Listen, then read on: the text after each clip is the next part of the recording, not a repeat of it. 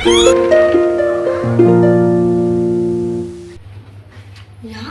சபையில யாருமே காணும். சரி, தனியா ஜெபம் பண்ணி எவ்வளோ நாள் ஆச்சு? தனியா ஜெபம் பண்ணி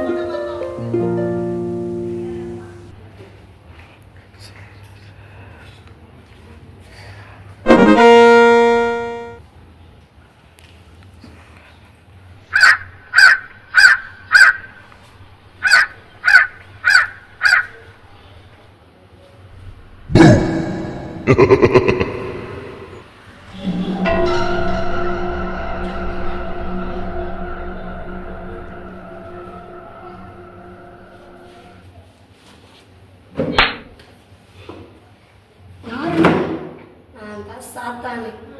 சபைக்குள்ள சாத்தானே? ஆமா, சபைக்குள்ள தான் இருப்பேன். நான் நினைச்சா எங்க வேணா எப்போ வேணா போவேன் தெரியுமா? சரி, அது இருக்கட்டும். யாருமே இல்லாத சபையில நீ மட்டும் என்ன பண்ணுகிற? நான் தனியா ஜெபம் பண்ணிட்டு இருக்கேன். எங்க அப்பா இவ்வளோ பாவம் பண்ணி இவ்வளோ தப்பு பண்ணி தனியா ஜெபம் பண்ணா உங்க ஏசப்பா கேட்பாரா?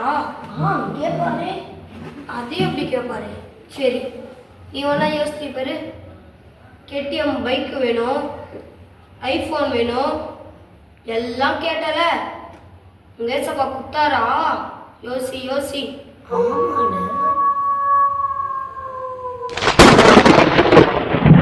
எபிரேயர் 8:12.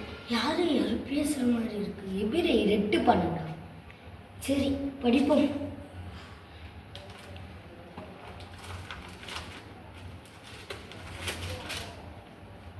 எபிரேயர் 8:12.